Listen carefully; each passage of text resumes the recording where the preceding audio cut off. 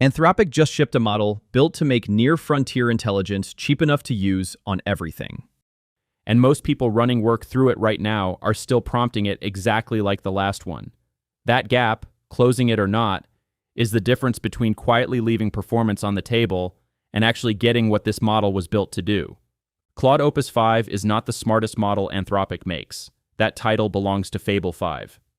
It is not the safest for high-risk domains either. That belongs to Mythos 5. What Opus 5 actually is more specific, useful. A model built to get you near frontier intelligence on the work you do every single day at about half the cost of the flagship. That is a deliberate bet from Anthropic, and once you see exactly where it is strong, the use cases get obvious fast. Here is what this video actually does. First, a fast, honest recap of what shipped and where it actually sits against the rest of the field, because the prompts only make sense once you know exactly what they are aimed at. Second, and this is the real reason you are here, 6 real use cases, and for each one, the actual prompt I would type to get it right. Not theory, not a benchmark chart with no context behind it. Prompts you can screenshot right off this video and use today. Stick around for the 6th one specifically, because it is the habit that quietly separates people getting real value this model from people who are technically using Opus 5 like it is the last generation. Let's start with what actually shipped, and where it actually sits. Let's get the facts out of the way fast, because the use cases only make sense once you know what you're working with.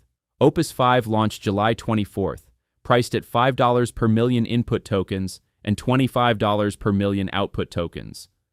The exact same price as its predecessor, Opus 4.8, and roughly half of what Anthropic's top-tier model, Fable 5, costs. It's now the default model on Claude Max, and it's the strongest option available on Claude Pro. Developers get it through the API as Claude-Opus-5. Here's the positioning in one sentence.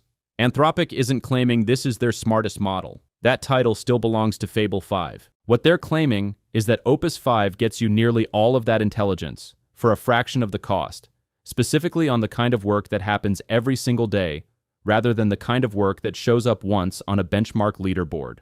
The numbers back that up in an interesting way. On Artificial Analysis's Intelligence, a broad composite score, independently run, not graded by Anthropic itself, Opus 5 scores 61 at MACD. GPT 5.6, Sol scores 59.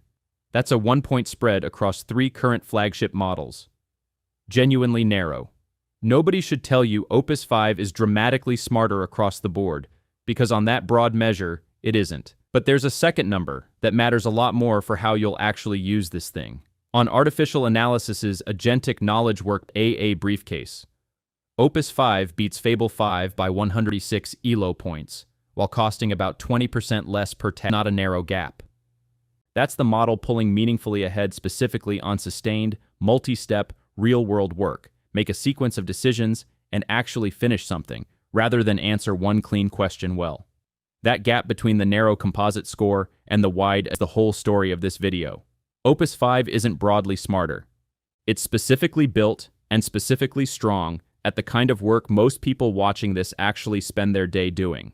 So let's get into what that looks like in practice. Use case by use case, with the actual prompts. Use case 1. Fixing bugs across multiple files. Start with coding, because it's where the clearest, widest gains show up. On SWE-Bench Pro, a benchmark built from real, unresolved GitHub issues on actively maintained repositories, not clean toy problems.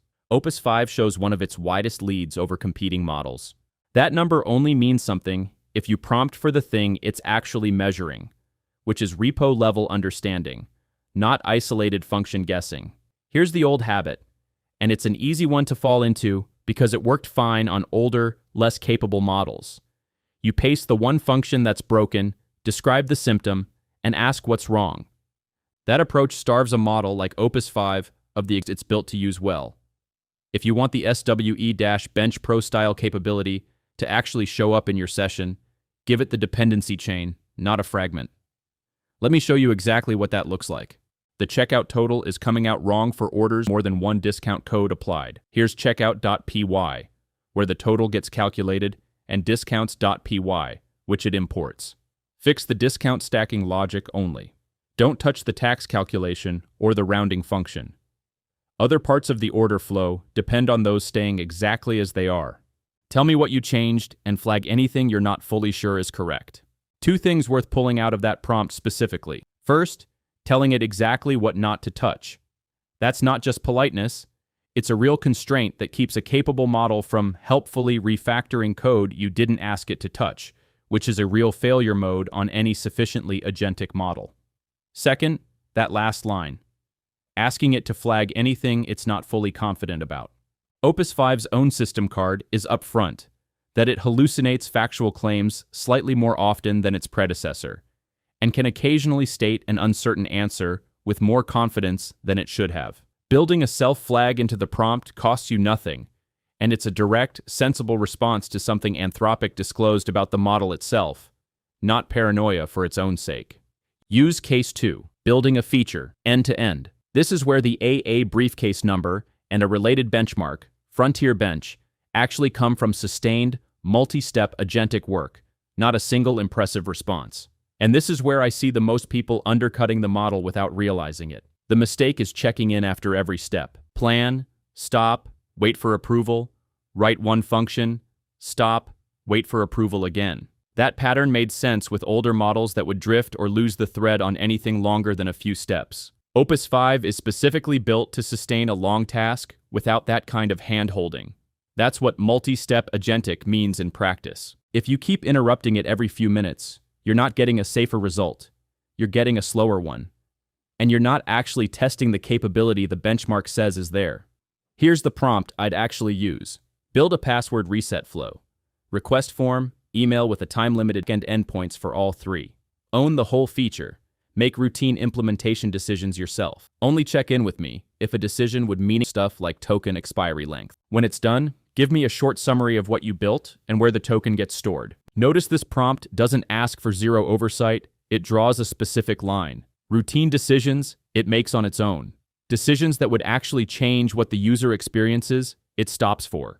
That's the calibration that lets you hand off a real chunk of work without either micromanaging it or losing visibility into what got built. Letting it run the full task instead of drip-feeding steps is, in my experience, the single biggest thing separating people who get real value out of this model from people who are technically using Opus 5 but its 4.8 level output. Use case 3. Working across a huge pile of documents. Move away from single-file coding for a second. Opus 5 ships with a 1 million token context window as the default, not an opt-in setting, enough to hold months of material at once. That's built for exactly the kind of job that used to mean splitting a project into 5 conversations and hoping the model remembered the first one. The old habit doesn't fit anymore, pasting just the relevant section and summarizing the rest yourself. That just moves the risk of missing something from the model to you. Here's the prompt I'd use instead. Here are the last 6 months of customer support transcripts. All of them, not a sample. Find the 3 most common complaints, quote one representative example of each, and separately flag anything that only shows up once or twice but looks serious. Don't summarize the whole file, answer only the question I just asked. 2 things doing the work here. Telling it to use everything, not a sample, since there's no technical reason to pre-filter with this much room to work in. And that last line, drawing a hard boundary around scope. A model that can hold this much will default to a broad tour of the material unless you tell it not to. Scoping the output is what turns a big context window into a useful answer instead of a wall of text. Use case 4. Knowledge work, analysis, drafting. Not everything is code. GDP-val-AAV2 is the benchmark that maps most directly onto this use case. Real knowledge work, graded by human raters comparing outputs head-to-head rather than an automated pass/fail check. Opus 5 leads this one outright, ahead of both Fable 5 and GPT 5.6 Sol. If your day-to-day involves drafting reports, competitive breakdowns, or first-pass analysis, this is the benchmark that should actually matter to you, not the coding numbers. Here's the prompt. Write a first draft of a competitive landscape section for product. 3 direct competitors, what each does better than us, and 1 clear gap we could exploit. Keep it tight, no more than 400 words, no preamble before you start, no summary paragraph at the end. I want the analysis, not a wrapper around it. That length instruction isn't decoration, and it's not optional if you want a usable first draft, rather than something you have to trim yourself. Run noticeably longer than earlier. Opus models? That's a documented behavioral shift, not a guess. If you don't ask for brevity explicitly and specifically, you'll get more text than you actually need, even on a task this contained. The effort setting won't fix this for you either. Effort controls how much the model thinks internally, not how much it writes out loud. Length has to be requested directly, every time, if it matters to you. Use Case 5. Delegating to subagents on bigger jobs. Here's one most people don't know exists yet, and it's specific to how Opus 5 behaves differently from what came before it. Opus 5 coordinates teams of subagents well, splitting a large task into pieces that run somewhat independently, and then combining the results. And it does this with fewer cases of agents overwriting each other's work than earlier models managed. For a genuinely large, parallelizable job, that's a real capability worth using deliberately. The catch: Opus 5 also delegates to subagents more readily than earlier models by default, including on tasks that didn't need it.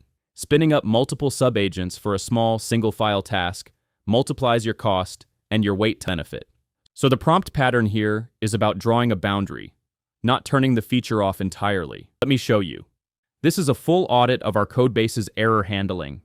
I expect this to touch dozens of files across several modules. Use subagents to split this into independent work streams by module. For anything smaller than this, single file changes, quick lookups, work directly without spinning up a subagent. Save this pattern for jobs that are actually large and actually independent. A wide multi-file investigation, a full audit, a broad refactor across unrelated modules. For anything you could realistically finish in a handful of tool calls yourself, working directly is faster and cheaper, and telling the model that explicitly keeps it call for you the expensive way. Use Case 6, the everyday, cost-sensitive assistant. Not every task on this list needs the model running flat out, and this is the habit I mentioned at the top that quietly matters more than any single prompt. Opus 5 exposes 5 effort levels, and that headline number everyone quotes, 61 on the intelligence index, was measured specifically at max effort. That's not the setting most people should be running for routine work, and running everything at max by default is the single most common way people quietly overpay for what they're actually getting back. Set effort to medium for something like this. And here's what I'd actually type. Summarize this contract in plain language. What are we agreeing to? What's the cancellation clause? And is there anything unusual compared to a standard vendor agreement? Save max effort for the tasks that actually earn it. The multi-file debugging from use case 1, the full end-to-end build from use case 2, the large sub-agent coordinated audit from use case 5. Those are exactly the categories where the widest benchmark gaps show up, which means that's exactly where higher effort is buying you something real. A contract summary, a quick email draft, a routine question, medium or even low effort gets you there, at a real cost difference, and you won't notice a quality drop for work this contained. Where it doesn't win. 2 honest caveats here, because a channel that only shows wins isn't a channel worth trusting, and both of these matter if they apply to your work specifically. First, cybersecurity. Mythos 5 leads Opus 5 by a real, disclosed margin on cybersecurity benchmarks, and no amount of clever prompting changes that. It's not a prompting gap, it's a different model, built for a different risk profile, deliberately. If your work touches security research specifically, vulnerability discovery, exploitation, that category of task, this isn't your model, full stop. Second, that composite intelligence gap over Fable 5 and Soul really is narrow, 1 point on the intelligence index. If most of what you do is short, general-purpose questions rather than sustained coding or agentic work, you may genuinely not notice a dramatic difference switching over from whatever you were using before. That's fine, and it's honestly by design. Opus 5 isn't trying to be the smartest model for every possible task. It's trying to be the best price-to-capability model for the specific kind of work most people are actually doing most days. Coding that spans more than one file, tasks that take more than one step, and reports that need a real first draft rather than a perfect final one. The verdict: 6 use cases, 6 prompts, 1 pattern running underneath every single one of them. Opus 5 rewards giving it the full task and being explicit about scope, length, and effort, not micromanaging it step by step the way a lot of us got used to doing with older, less capable models. The gains aren't spread evenly across everything it does. They're concentrated exactly where the benchmark data says they are: multi-file coding, sustained agentic work, and real knowledge work drafting. And the prompts in this video are built specifically to hit those categories rather than being generic advice you could paste under any model's name. Try any one of these against your own workload this week. That's the only real way to know whether the gains show up on what you actually do, not just on somebody else's benchmark chart. If you've already run something similar on Opus 5, drop what worked and what didn't in the comments. If you've already run something similar on Opus 5, drop what worked and what didn't in the comments. That's more useful to the next person watching this than another screenshot of a leaderboard.